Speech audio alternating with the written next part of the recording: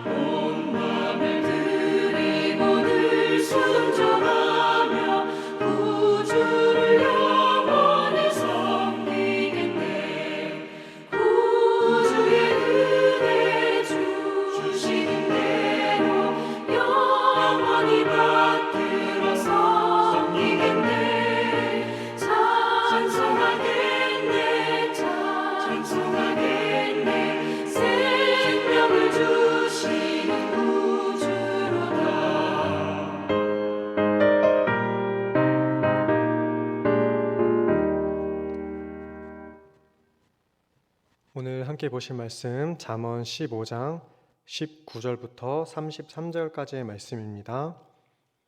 잠언 15장 19절부터 33절까지의 말씀 제가 읽어드리겠습니다. 게으른 자의 길은 가시 울타리 같으나 정직한 자의 길은 대로니라. 지혜로운 아들은 아비를 즐겁게 하여도 미련한 자는 어미를 업신여기느니라. 무지한 자는 미련한 것을 즐겨하여도 명철한 자는 그 길을 바르게 하느니라. 의논이 없으면 경영이 무너지고 지략이 많으면 경영이 성립하느니라. 사람은 그 입의 대답으로 말미암아 기쁨을 얻나니 때에 맞는 말이 얼마나 아름다운고 지혜로운 자는 위로 향한 생명길로 말미암음으로 그 아래에 있는 스올을 떠나게 되느니라. 여호와는 교만한 자의 집을 허시며 과부의 지게를 정하시느니라. 악한 꾀는 여호와께서 미워하시나 선한 말은 정결하니라. 이익을 탐하는 자는 자기 집을 해롭게 하나 뇌물을 싫어하는 자는 살게 되느니라. 의인의 마음은 대답할 말을 깊이 생각하여도 악인의 입은 악을 쏟느니라. 여호와는 악인을 멀리하시고 의인의 기도를 들으시느니라. 눈이 밝은 것은 마음을 기쁘게 하고 좋은 기별은 뼈를 윤택하게 하느니라. 생명의 경계를 듣는 귀는 지혜로운 자 가운데에 있느니라. 훈계를 받기 싫어하는 자는 자기의 영혼을 경히 여김이라. 견책을 달게 받는 자는 지식을 얻느니라. 여호와를 경외하는 것은 지혜의 훈계라. 겸손은 존귀의 길잡이니라. 아멘. 잠언은 성경 66권에서 게으름에 대해 가장 많이 가르치고 있는 성경입니다. 총 25곳에서 게으름에 관해 직접 언급하고 있습니다. 이만큼 반복해서 말한다는 것은 이 주제가 정말 중요하고 누구도 이 게으름의 문제에서 자유롭지 않다는 말이기도 합니다. 오늘 본문은 게으른 자를 소개하면서 시작합니다. 게으른 이의 길은 가시 울타리와 같습니다. 사전적으로 이 게으름은 행동이 느리고 움직이거나 일하기를 싫어하는 태도, 버릇을 의미합니다. 그런데 이 개념은 자본주의로 인해 더 구체화되었습니다. 농경사회 때는 게으름이라는 개념이 지금보다는 더 크지 않았습니다. 씨 뿌릴 때 되면 씨를 뿌리고 수확할 때가 되면 거두면 됩니다. 해가 뜨면 일하고 해가 지면 쉬면 됩니다. 그리고 해가 지면 일을 할 수 없기 때문에 일할 수 있을 때 열심히 일을 하면 됐습니다.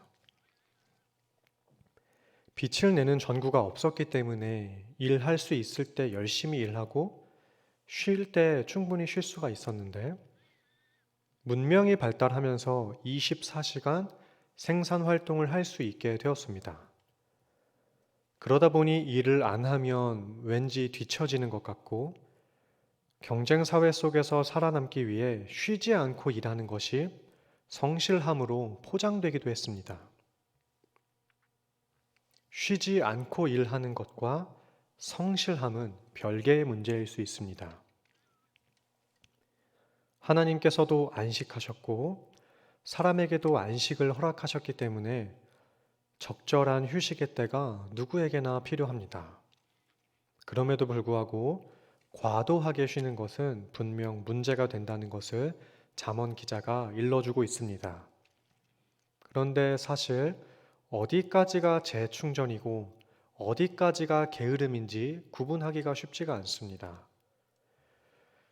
누구에게나 24시간 동일하게 시간들이 주어지지만 각 사람마다 일하는 환경, 생업의 형태에 따라서 시간이 사용되는 경우가 저마다 다르기 때문에 시간을 가지고 게으름을 구분하기보다는 해야 할 일을 하는 것과 해야 할 일을 하지 않는 것을 게으름의 기준으로 삼는 것이 더 적절한 것 같습니다. 학생도 잠을 충분히 자고 쉬어 주어야 공부할 때 더 효율적으로 잘 할 수가 있습니다. 그런데 그러다가 해야 하는 공부 시간까지 다 흘려보내면서 쉰다면 게으름을 피운 거라고 볼 수가 있습니다. 게으름은 나태함을 즐기는 동안은 편하지만 게으름 부리는 만큼 고생의 크기도 커져가게 됩니다. 그래서 본문의 말씀처럼 게으른 자의 길이 가시 울타리와 같다고 이야기하고 있습니다. 19절을 다시 보시면 게으른 자와 반대되는 사람을 소개할 때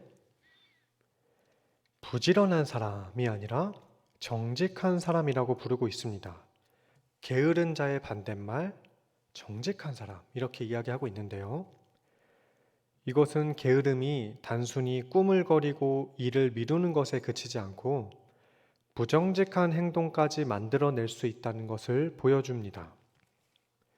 게으름을 피우고 나면 가시 울타리 같은 삶을 감당해야 하는데 그거는 너무 고통스러우니까 꾀를 쓰기 시작하는 겁니다. 시험 기간에 공부를 안 하고 게으름을 피운 학생들이 뒤늦게 부랴부랴 커닝 페이퍼를 만드는 것처럼 게으름을 피우는 사람이 정직하지 못한 결과를 만들어낼 수가 있습니다. 늘 주어지는 우리의 휴식이 게으름이 아니라 하나님께서 주신 시간들을 가치 있게 살아가기 위한 재충전과 회복의 도구가 되기를 소원합니다. 25절에서 하나님은 과부의 지게를 정하신다고 말씀합니다.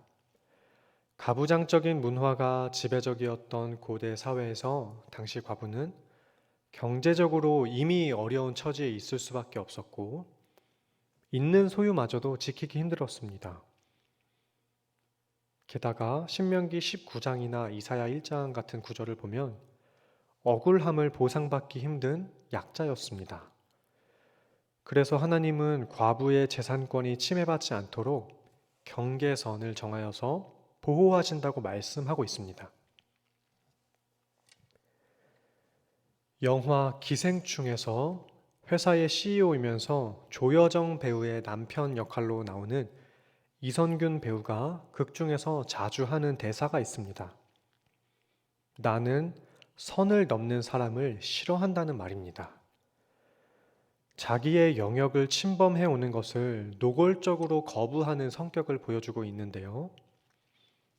우리 하나님도 선을 넘는 경우를 환영하지 않습니다. 바로 사회적 약자로 여겨지는 과부의 지게, 과부의 경계선을 넘어가는 경우입니다. 이 과부의 지게를 넘어간다는 것은 재산권을 침범한다는 의미이기 때문에 하나님께서 그 선을 정하신다, 그렇게 보호하신다라는 것을 보여주고 있습니다. 그래서 약한 자를 괴롭히고 그들의 소유까지 빼앗는 일은 하나님 앞에 명백한 범죄입니다. 여호와를 경외하지 않는 사람들은 자기의 권력이나 힘을 이용해서 남의 것을 빼앗으려 하기도 하지만 주님은 그런 자들을 벌하시면서 약자들을 지키시는 분입니다. 27절을 보시면 이익을 탐하는 자는 자기 집을 해롭게 하지만 뇌물을 싫어하는 자는 살게 된다고 말씀하고 있습니다. 이익을 탐하는 사람이 그만큼 뇌물도 받기 쉽기 때문에 지금 구절은 이익을 탐내는 것과 뇌물을 동일선상에 두고 있습니다. 본문에서 뇌물의 원어는 선물이란 뜻도 있습니다. 다른 여러 구약의 본문에서는 선물이라는 좋은 의미로 쓰였는데요. 전도서 7장에서와 지금 9절과 같은 지혜 본문에서는 뇌물이라는 부정적인 의미로 사용되고 있습니다. 사실 뇌물과 선물의 경계를 구분하는 것은 쉽지는 않습니다. 보통 우리가 누군가에게 선물을 줄 때 대가를 바라거나 답례품을 기대하지 않습니다. 먼저 감사함과 기쁜 마음으로 주기 때문인데요. 반대로 뇌물은 그것을 주면서 이권을 얻어내려는 목적이 있습니다. 돌아올 것을 기대하는 마음으로 줍니다. 그래서 선물은 주는 사람부터가 공개적으로 줄 수 있고 받는 사람도 누군가에게 자랑을 할 수가 있지만 뇌물은 주는 사람도 은밀한 곳에서 주게 되고 받은 사람도 어디 가서 자랑을 할 수가 없습니다. 우리 사회에서도 개인의 이익을 위해 뇌물을 주고받고 결국 사회 전체에 악영향을 끼치는 경우를 보게 됩니다. 부정하게 주는 선물이 유익을 낳는 경우는 단 하나도 없습니다. 본문에서 뇌물을 싫어한다, 여기서 싫어한다는 말에는 증오하고 혐오한다는 의미를 가지고 있습니다. 그리고 그런 사람이 살게 된다, 이야기하고 있습니다. 우리가 어떠한 사람을 미워하거나 증오할 만큼 싫어하는 것은 죄가 되지만 악한 것을 미워하는 일은 오히려 나를 살리는 일이 됩니다. 이 사실을 기억하시면서 뇌물을 주거나 받거나 하는 유혹이 혹시 있으시다면 과감하게 이겨내시는 그러한 결단의 은혜가 있기를 소원합니다. 본문은 28절부터 사람이 가지고 있는 감각으로 지혜로운 삶을 살아가야 한다는 것을 말씀하고 있습니다. 28절에서는 입으로 말하는 것을 다루고 30절에서는 눈으로 보는 문제에 대해서 다룹니다.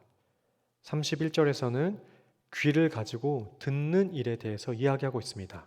말하는 것, 보는 것, 듣는 것, 이렇게 사람의 감각을 통해서 이야기를 하고 있는데요. 우리의 입은 악한 말을 내뱉을 수도 있고 반대로 하나님이 들으시기에 흡족한 의인의 기도를 올려드릴 수도 있습니다. 우리의 눈은 욕망을 따라갈 수도 있지만 하나님 보시기에 바른 것을 볼 수도 있습니다. 우리의 귀는 우리가 직접 열고 닫을 수 없음에도 불구하고 듣기 싫은 말은 얼마든지 듣지 않을 수 있고 듣고 싶은 말만 골라서 들을 수 있는 능력이 있습니다. 이와 같이 우리에게 주어진 이러한 감각들을 가지고 여호와를 경외하지 않는 미련한 삶이 아니라 오직 주님을 존귀의 길잡이로 따라 살아갈 수 있는 복된 주님의 백성들이 다 되시기를 간절히 소원합니다. 기도하겠습니다. 사랑의 하나님 아버지, 오늘 주님께서 주신 말씀을 통해 내 삶의 모습들을 살펴보게 하시니 감사를 드립니다. 늘 주님을 의지하려 하지만 매 순간 주님께서 우리를 붙들지 아니하시면 언제나 게으름에 빠질 연약한 인생들임을 고백합니다. 자기 백성을 성실하게 인도하시는 주님을 따라 나태함을 이겨내는 모두가 되게 하여 주시옵고 주님을 따라 살아갈 때 온전한 평안과 안식을 허락하여 주시옵소서. 무지함 속에서 저희를 구하시고 주에게서 받은 여호와를 아는 지식으로 인해 이 세상에서의 숱한 유혹 속에서도 올곧게 천국을 향한 삶을 살아가길 원합니다. 그와 같은 우리 인생들을 통해 성령의 열매들을 맛보고 누리게 하여 주시옵소서.